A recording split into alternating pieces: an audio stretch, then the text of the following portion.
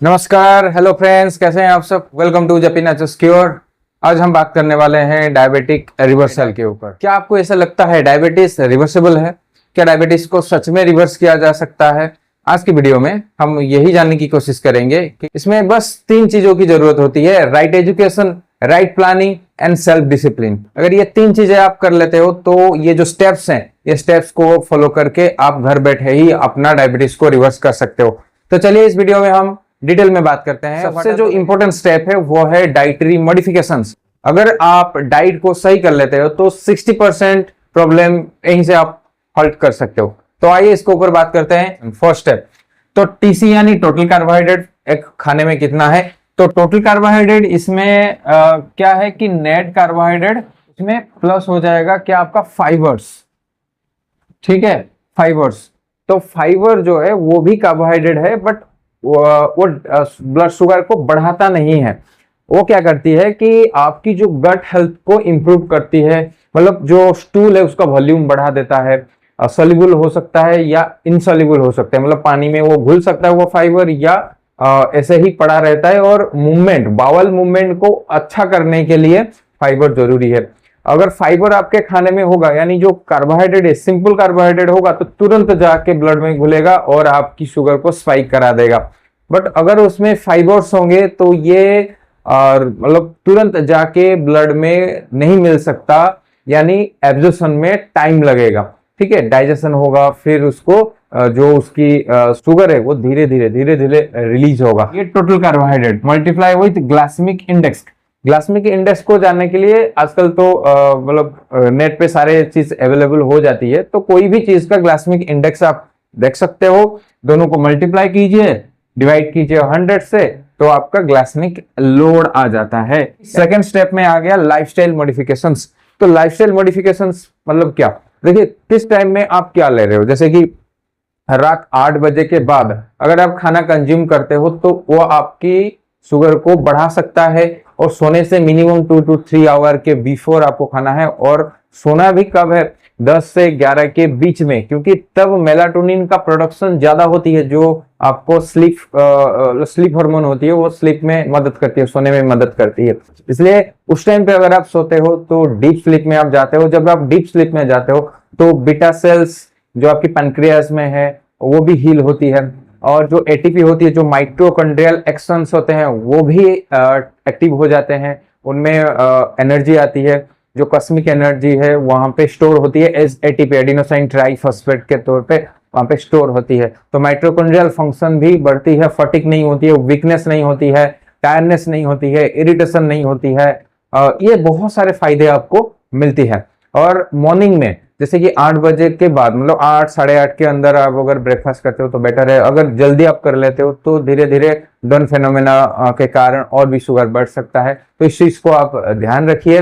Lifestyle modification बहुत जरूरी है। और भी बहुत सारी चीजें हैं। चीज है zero volt therapy. Zero volt therapy बहुत जरूरी है डायबिटिक पेशेंट में, क्योंकि इन्फ्लेमेशन को कम करने के लिए, पेन को कम करने के लिए जीरो वोल्ट थेरापी भी जरूरी है। तो वो भी लाइफस्टाइल में आप ऐड कर सकते हो।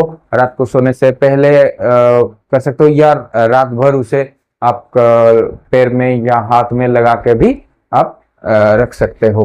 तो थर्ड में है न्यूट्रिशनल डेफिशिएंसीज। तो न्यूट्रिशनल डेफिशिएंसीज क्या है? देखिए दोस्तों, प्रॉपर न्यूट्रिशन होना बहुत जरूरी है। देखिए, डाइट तो ठीक है, डाइट में हम जीआई को कम कर देते हैं, medium moderate proteins and high fat, तो ये लेते हैं। अब बहुत सारे लोग बोलेंगे सर हाई फैट लेंगे तो फिर कोलेस्ट्रॉल वगैरह नहीं बढ़ जाती है। देखिए, गुड अमाउंट में हमको फैट लेना है। जैसे कि आप सब जानते हैं, हम 4 चीजों को मना करते हैं WPPA, यानी white food, packed food, processed food and animal की जो फूड आती है, इंक्लूडिंग मिल्क। ठीक है ना, मिल्क, मीट, ये सारे। हाँ, डायबिटीज में एग, फिश थोड़ा सा आप ऐड कर सकते हो, वो प्रोटीन के लिए अच्छा रहता है। और फिश जो है fibre and omega 3 fatty acid के लिए भी बेस्ट रहता है, और वो भी फ्रेश फिश हो तो बेटर है। इसमें मैग्नीशियम, जिंक, फोलेट, मतलब विटामिन की डेफिशिएंसी भी हो जाती है जनरली। बी कॉम्प्लेक्स यानी B1, B6, B3, नियासिन की बहुत ज्यादा कमी हो जाती है।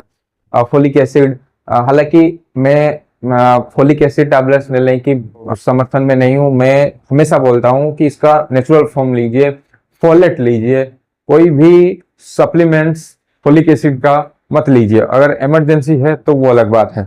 न्यूरोपैथी है या मसल्स पेन है, बॉडी एक है, उसके लिए मैग्नीशियम बहुत जरूरी है आपको। जिंक भी बहुत जरूरी है, पोटेशियम सोडियम सबका बैलेंस होना बहुत जरूरी है।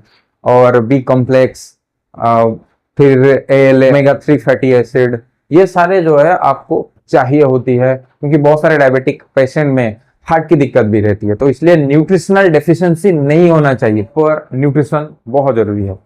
तो उसके बाद ड्रग टेपरिंग। तो ड्रग टेपरिंग क्या है? ठीक है, ये तो बहुत ज्यादा जरूरी है, क्योंकि देखिए ड्रग आप ले रहे हो, मान लीजिए मेटफॉर्मिन ले रहे हो या ब्लिडाग्लिप्टिन ले रहे हो या टोलबुटामाइड ले रहे हो, कोई भी आप मेडिसिन ले रहे हो, तो उसका जो बेसिक काम क्या है वो आपको जानना है। जैसे कि मेटफॉर्मिन लेते हो तो उसमें इतना प्रॉब्लम नहीं होता, बट सुल्फा ड्रग्स जो ग्लिम्पेराइड, ग्लिम्पेडाइज, ये जो ड्रग्स है आईडीई, लास्ट जो ड्रग में लास्ट में आईडीई होता है ना, वो वाला ड्रग्स सुल्फा ड्रग्स कहते हैं। वो ड्रग्स आपके पैनक्रियास के ऊपर काम करते हैं, इंसुलिन को ज्यादा बनाते हैं, मतलब पैनक्रियास को प्रेशराइज करते हैं ज्यादा इंसुलिन बनाने में। तो प्रॉब्लम यहाँ पे आती है कि इंसुलिन ज्यादा बन रहा है और आप यहाँ पे लो ग्लाइसेमिक वाला फूड ले रहे हो, जिस वजह से क्या प्रॉब्लम हो जाएगी? एक तो शुगर कम आ रहा है, जो सोर्स है आपने कम कर दिया, और यहाँ से इंसुलिन ज्यादा हो गया, तो आप हाइपोग्लाइसीमिया में जा सकते हो। और hypoglycaemia is very very dangerous condition, तो उसमें डेथ भी हो सकती है, कोमा में आप जा सकते हो, ठीक है ना, बहुत सारे कॉम्प्लिकेशन हो सकते हैं। इसलिए आपको ड्रग टेपरिंग बहुत ज्यादा जरूरी है, और ये हर कोई नॉर्मल खुद से ना करें, एक्सपर्ट्स हैं जो डॉक्टर्स हैं उनके निगरानी में ये करें। ओके, जमा हो सकते हैं, जैसे कि गट हेल्थ आपका बिगड़ा हुआ है, उसमें प्रोबायोटिक्स वाला जो बैक्टीरिया लैक्टोबैसिलस वगैरह नहीं है, तो उसमें भी टॉक्सिन्स बनते हैं, और वो टॉक्सिन्स ब्लड में आती है, जो मेटाबॉलिक प्रोसेस बॉडी में चलते हैं उससे भी टॉक्सिन्स निकलते हैं। बॉडी डिटॉक्स में सबसे जो बेस्ट आसान तरीका है हॉट वाटर इमर्शन एंड सोना बाथ या स्टीम बाथ आप बोल सकते हो। तो ये सारे अगर आप करते हैं तो बॉडी डिटॉक्स भी होती है। और फिर ग्रीन जूसेस, ग्रेड जूसेस, ये अगर आप लेते हो तो बेस्ट काम करती है। अगर आप फास्टिंग करते हो तो ये बहुत बहुत बहुत बेहतर है आपके लिए। बट फास्टिंग कैसे करना है, क्या करना है, वो डिटेल समझने के बाद आप करिए। जैसे हम नॉर्मली इंटरमीडिएट फास्टिंग बोल देते हैं, ठीक है ना, 12 या 14 घंटा का जो भी है। तो डिटॉक्सिफाई हो गया। फिर अभी 6 स्टेप हैंडलिंग कॉम्प्लिकेशंस या हैंडल कॉम्प्लिकेशंस। देखिए, कॉम्प्लिकेशन डायबिटीज में होना आम बात है। बहुत सारे लोगों को डायबिटिक न्यूरोपैथी हो सकती है, या हार्ट में दिक्कत हो सकती है, हार्ट पाल्पिटेशन बढ़ सकता है, कम हो सकता है, ब्रेडिकार्डिया या टैकीकार्डिया हो सकती है, headache, body pain, muscle cramps, muscle pain, ऐसे बहुत सारी चीजें हो सकती है। जैसे कि डायबिटिक न्यूरोपैथी में आपकी जो नर्व्स होती है फीट में, तो प्रॉपर ब्लड सप्लाई नहीं होने के कारण पेन डेवलप हो जाती है, चल भी नहीं पाते हैं। अभी रिसेंट केस पेशेंट चल भी नहीं पा रहा है, तो उस कंडीशन में जब वो जाता है डॉक्टर के पास, वो बोलते हैं सर ये तो प्रोग्रेसिव डिजीज है और ये तो होगा ही होगा। भाई नहीं होता है, उसमें भी बहुत सारी चीजें हम कर सकते हैं। जैसे कि मैग्नीशियम को आपको टेस्ट करनी है, ताकि पता चल जाए कि मैग्नीशियम की कमी के कारण तो नहीं हो रहा है। मैग्नीशियम हम सप्लीमेंट दे सकते हैं।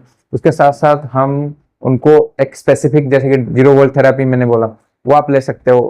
और उसके साथ हॉट वाटर इमर्शन, और सबसे जो बेस्ट चीज है उसमें कंट्रास्ट वाटर इमर्शन CWI, जब वो करेंगे तब आपको बेस्ट रिजल्ट मिलेगा, क्योंकि वो वासोडाइलेशन यानी वासो स्टिमुलेशन थेरेपी VST उसमें होती है।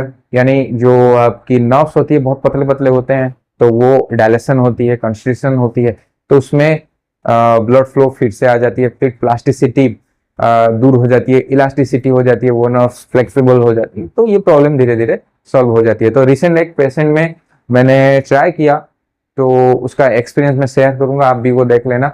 12 साल से डायबिटिक थी, बहुत ज्यादा पेन होती थी, और सिर्फ 5 से 10 दिन किए और प्रॉब्लम सॉल्व।